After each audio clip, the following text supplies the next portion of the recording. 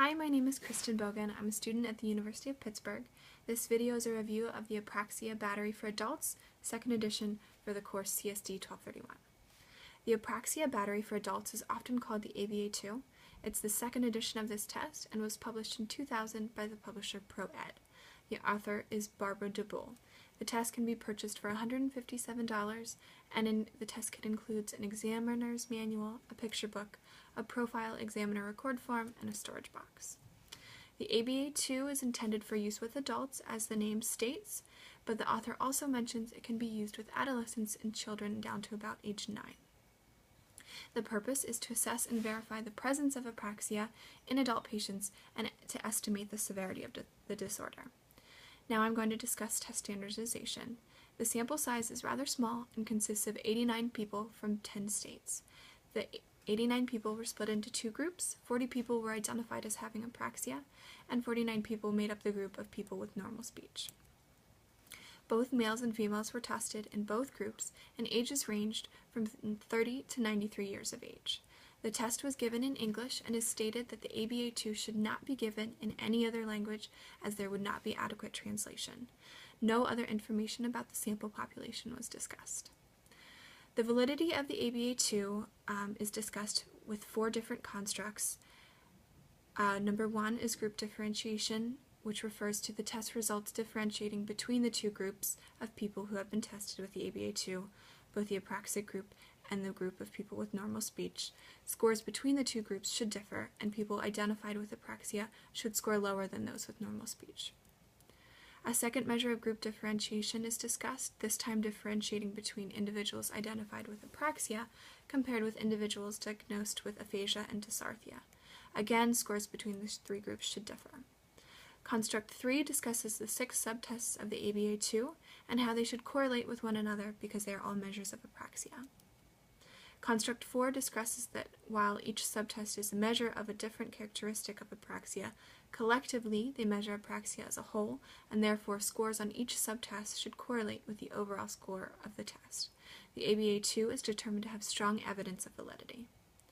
Content validity is discussed in 2 ways for the ABA-2 subtests.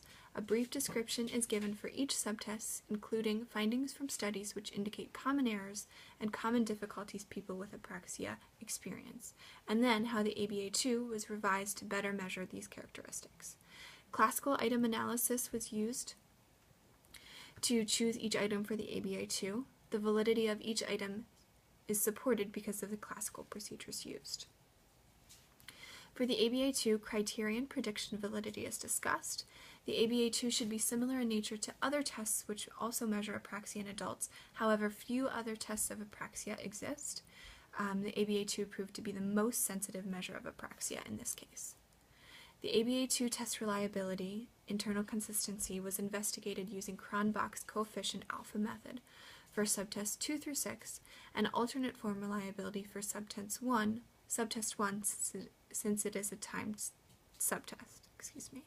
Overall, 8 of 9 coefficients are greater than 0.88, which indicates reliability of the ABA-2 and confidence in its results. Neither test-retest reliability nor intra-judge reliability were discussed for the ABA-2. As mentioned earlier, the ABA-2 consists of 6 subtests. A brief description of subtest 1 for diadochokinetic rate measures volitional control over the articulators. Subtest 2, increasing word length, which measures the ability to sequence the correct number of syllables in the proper order. Subtest 3, a measure of limb apraxia and oral apraxia, is split into 2 parts. Part A measures limb apraxia, which requires the examinee's use of arms and hands, and Part B measures oral apraxia. The subtest aims to measure the ability of the examinee to produce movement based on an oral direction from the examiner. Subtest 4, latency time and utterance time for polysyllabic words, measures the amount of time it takes to begin initiation of a word and the amount of time it takes to produce the word once the initiation begins. Subtest 5, repeated trials. The examinee is asked to repeat 10 polysyllabic words 3 times each. The production of each word is recorded and transcribed to measure change in production of words over successive trials. Subtest 6. The final subtest should only be used for certain purposes, inventory of articulation characteristics of apraxia. The examinee engages in 3 types of speech behavior: spontaneous speech, reading, automatic speech, and this subtest measures the presence of apraxic speech behaviors in these 3 types. To prepare to administer the test, you should find a quiet and comfortable room to administer it, away from distractions. The test should be administered individually, and the examiner should become familiar with the examiner's manual and the profile record form, as each subtest is administered and scored differently. The examiner should practice administering the ABA-2 no less than 3 times before actually administering it on a client. Have a stopwatch and tape recorder ready for use during certain subtests. And finally, be prepared to score each subtest item as the test is administered. The ABA-2 can be administered in approximately 20 minutes, but the client can feel free to take as much time as the examiner sees fit.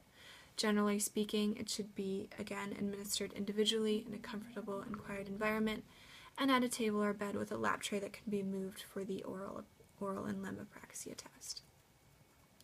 Again, you will need a stopwatch and a tape recorder. Examiners should follow specific directions for each subtest. No specific scores are identified for the ABA-2, and after recording the raw scores for each subtest, the examiner should refer to Table 3.1 to determine the level of severity. 4 levels of impairment are used for the ABA-2: none, mild, moderate, and finally severe. Overall, the ABA-2 seems useful in determining the presence and severity of apraxia. As stated in the examiner's manual, it is the most sensitive measurement of apraxia today. Limitations: the sample population is quite small and a bit non-descriptive. The ABA-2 can only be administered in English. No standard scores, percentiles, or percentages are discussed for which to compare scores. Each subtest is scored differently, so the examiner should be sure they read that carefully, and no data is discussed or information given for use on adolescents or children. Proceed with caution when using the ABA-2. Make sure you have plenty of time to complete the test. Be familiar with administration and scoring again before administering. Follow directions for scoring, and do not deviate from instructions, although feel free to encourage, but don't prompt. Be aware of client's fatigue and energy level, as that can affect scoring, and be sure the client is able to see and hear the examiner and picture book clearly. Thank you.